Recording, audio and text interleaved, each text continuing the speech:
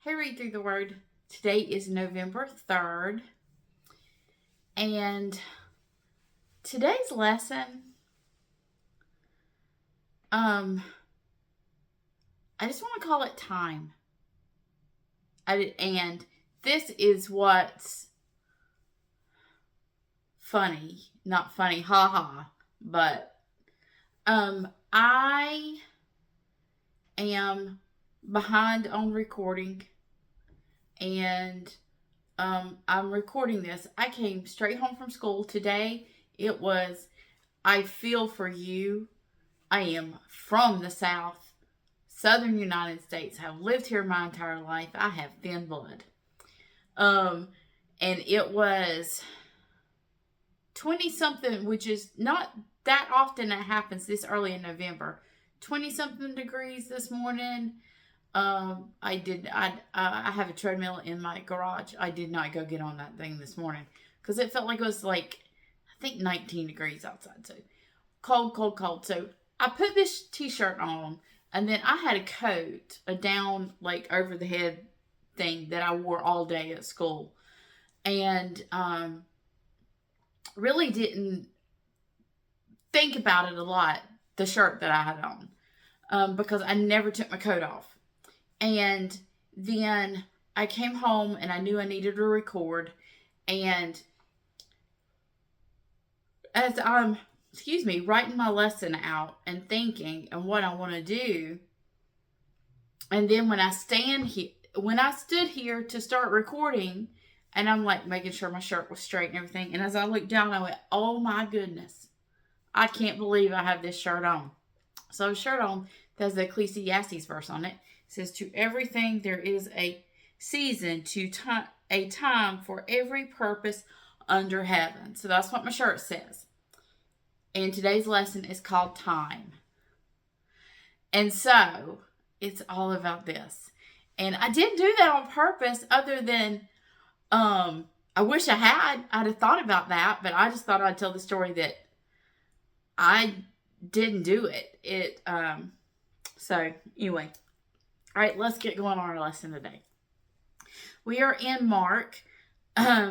Mark, I'm going to use 15, and in our reading, I'm using chapter 15, verses 2 through 5. I really need you to go back and read 1 from yesterday and bring that in. And it says, I'm going to read verse 1 as well. Verse 1 said this, very early in the morning, the leading priests and elders and the teachers of the religious law, remember we talked about them, the entire high council, which is the Sanhedrin, met to discuss their next step. They bound Jesus, led him away, and took him to Pilate, the Roman governor. Pilate asked Jesus, are you king of the Jews? And Jesus replied, you have said it. Then the leading priests kept accusing him of many crimes, and Pilate asked him, aren't you going to answer them? What about all of these charges they're bringing against you? But Jesus said nothing, much to Pilate's surprise. Okay. Remember how I have told you before, for those who have been with Read Through the Word for a while, that sometimes we sort of gloss over, or we don't think about some of the things that Scripture's telling us. And it's all about time. It really is all about time right here. So if you notice, and I know you've heard from your pastors or other Bible teachers or about the Sanhedrin doing their meeting at night to be secretive.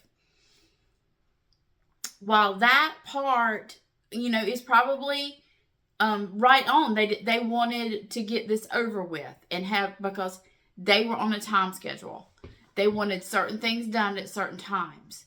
But the key to everything, and I think we talked about this I had this same date, according to my Bible. I had November 3rd in 2022 and in 2021.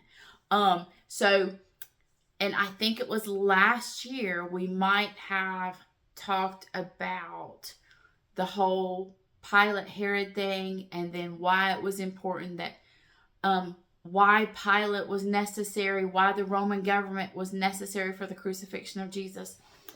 And so if you want to go back, and you weren't with us at Read Through the Word then, all you have to do is go back and add that year to your cart. You can make a donation or not, and it's free. So when you put that in there, you can go back and you can access that.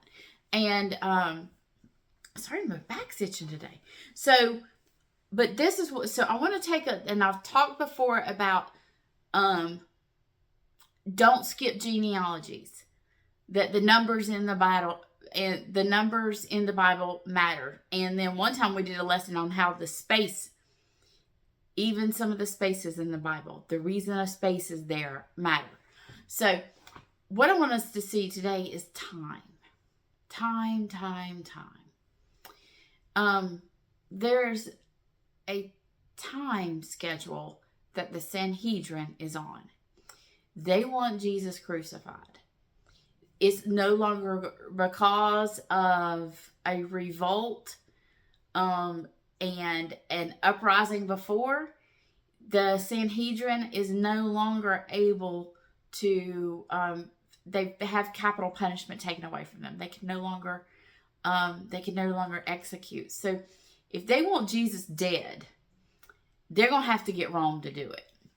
And so in order for Rome to do it, they have to get him to Pilate at just the right time for their plan to work out.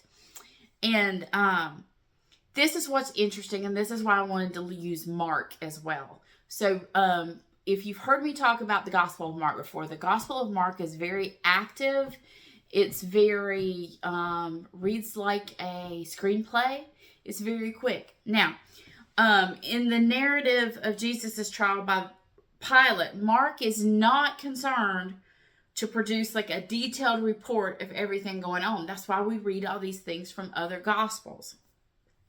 But he wants to give you I would say as an English teacher, he's given you a not full-blown essay. He's given you a bullet point outline of what happens. That's how he writes, bullet point outline of what has occurred. And because he wants the reader to know the good news, the news of Jesus. So he tells you, this is what happened, this is what happened, this is what happened. He's wanting to give you a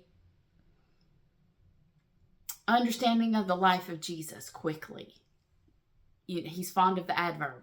But as we look in there, that this idea of what's going on too. So he gives us this timing thing in Mark, because what they're doing is in handing over Jesus to the Sanhedrin, they relinquish direct control of the events. They have nothing to do with it now. It's all on Pilate. They're only there as the accusers, and not of blasphemy, because blasphemy is their charge. But the charge with Pilate is high treason.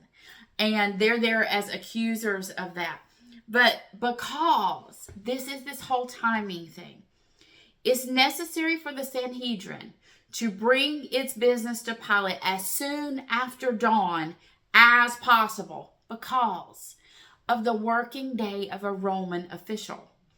It began at the earliest hour of daylight. Legal trials in the Roman Forum were usually held shortly after sunrise.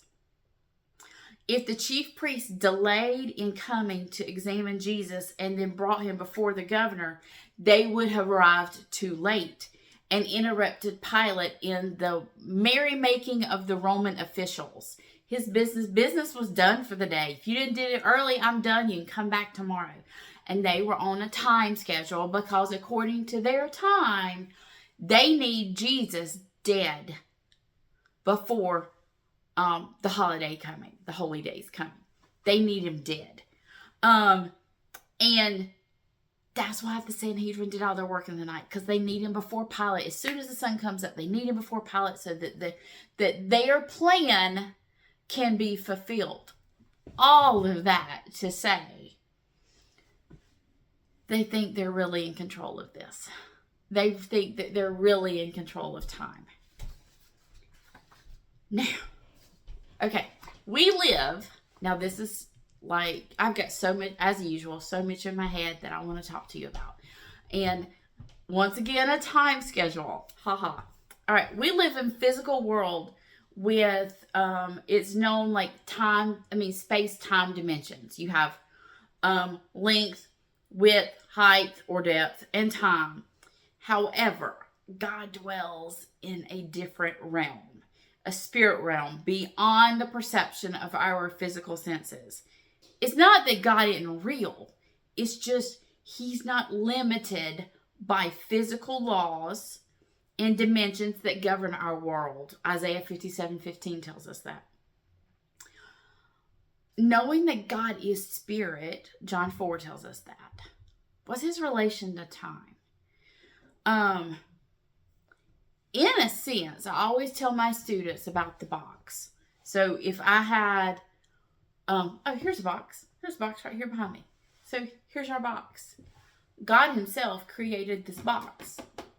Inside this box, what are the dimensions we would know as space, time, matter. Because he created this, he stands outside of it. He's not bound by time. He sees time. That's why God cannot change. Because in order to change, you have to be able to mark time. This is how I was. This is how I am different. God does not move in time like that. So therefore, he cannot change. The marking of time is irrelevant to God because he transcends it. 2 Peter 3:8 says, Peter tells us, don't let this escape our notice, that God's perspective on time is far different from man's. The Lord doesn't count time like we do. He's above and outside of it. He's outside the box. God sees all of eternity's past, all of its future. The time that passes on earth is of no consequence from God's timeless perspective.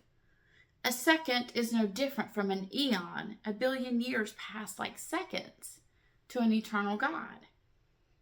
And I know this is so hard for our minds to grasp because we are in the box.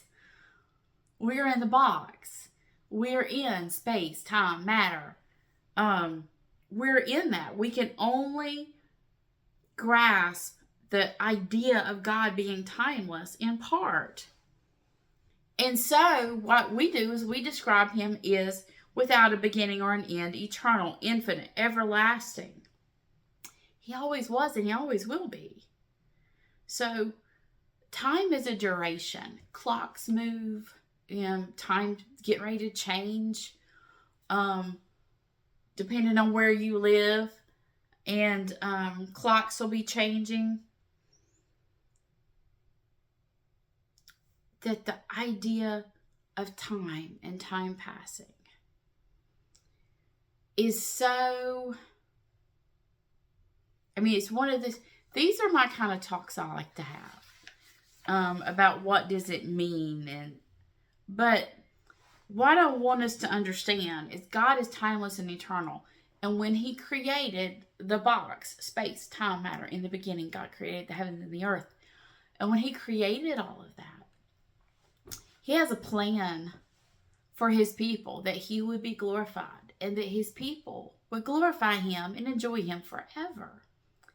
He has a plan. He has created time so that that plan can be accomplished.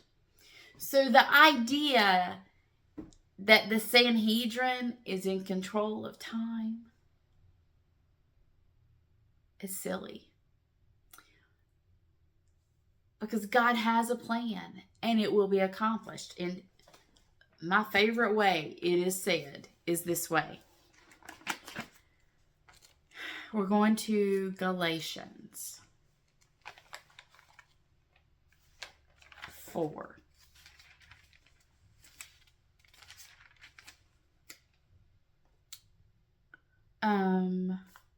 It says this, Galatians 4:4. When the time came to the completion, when it was just the right time, God sent his son. I like it. I'm going to go back to ESV. This is CSB. ESV says it in the fullness of time. In the fullness of time, God sent his son, born of a woman, born under the law, to redeem those under the law so that we might receive adoption as sons. And because you are sons, God sent the Spirit of his Son into our hearts, crying, Abba, Father. So you are no longer a slave, but a son. And if a son, then God has made you an heir. The idea that we think we're in control of time, when God created time to write his love story to us,